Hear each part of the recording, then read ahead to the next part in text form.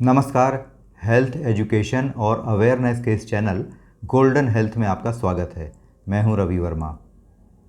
आज जब लगातार कोरोना इन्फेक्शन की बात हम कर रहे हैं तो लंग्स के इन्फेक्ट होने और ऑक्सीजन लेवल अप डाउन होने की भी बातचीत चल रही है। इस ऑक्सीजन लेवल को मेजर करते रहने से हमें यह पता लग जाता है कि हमारे लंग्स में ऑक्सीजन की या ब्लड में ऑक्सीजन की कमी तो नहीं हो रही है, क्या लंग्स में इन्फेक्शन तो नहीं हो रहा है। इसके लिए हमको अपने घर में हमेशा ये छोटा सा इंस्ट्रूमेंट जिसे पल्स ऑक्सीमीटर कहा जाता है ये रखना चाहिए। इससे होता ये है कि हमारे फिंगर बेड में जो ब्लड वेसल्स होती हैं उसके जो आरबीसी होते हैं वो रिफ्लेक्ट करते हैं। रिफ्लेक्ट करने के कारण ऑक्सीजन का मेजरमेंट ये पल्स ऑक्सीमीटर ले लेता है।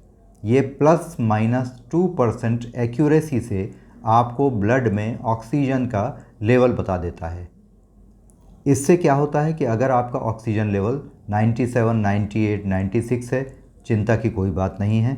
लेकिन अगर ऑक्सीजन 94 से नीचे जा रही है, आप 2 बार 3 बार ऑक्सीमीटर से ऑक्सीजन लेके देखिए और जब आपको लग रहा है कि 94 से नीचे जा रहा है हमारे ब्लड ऑक्सीजन का लेवल, SpO2 लेवल, तो हमें थोड़ी सी चिंता करने की ज़रूरत है।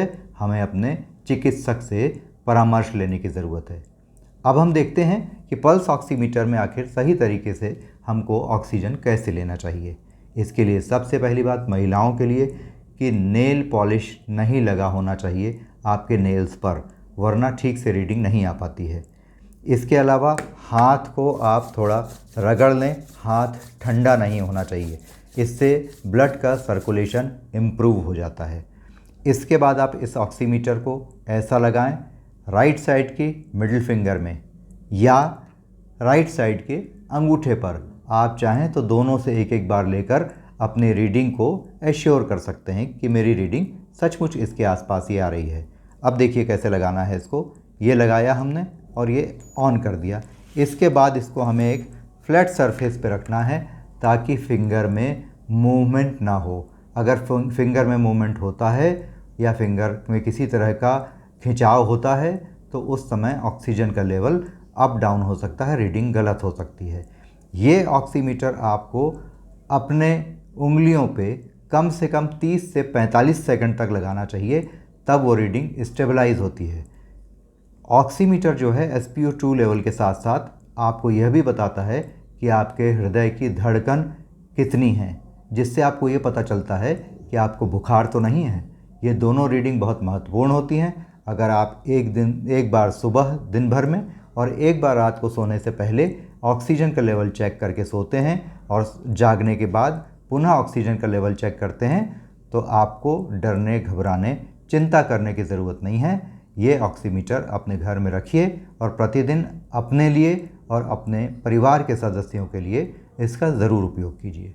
यहाँ एक बात और ध्यान रखने की है कि यदि आपको ऐसा लग रहा है कि ऑक्सीमीटर में कुछ रीडिंग ठीक नहीं आ रही है, आपको सांस लेने में किसी तरह की कोई परेशानी नहीं हो रही है, लेकिन ऑक्सीमीटर आपकी रीडिंग कम बता रहा है, तो आपको इसके बैटरी यानी इसके सेल्स एक बार नए बदल लेने चाहिए और उसके बाद पुनः अपने ऑक्सीजन का लेवल SpO2 लेवल लेना चाहिए, जिससे आप ये निश्चित हो सकें कि आपका ऑक्सीजन लेवल मीटर गलत बता रहा है या वो बैटरी की खराबी की वजह से गलत रिकॉर्ड हो रहा है।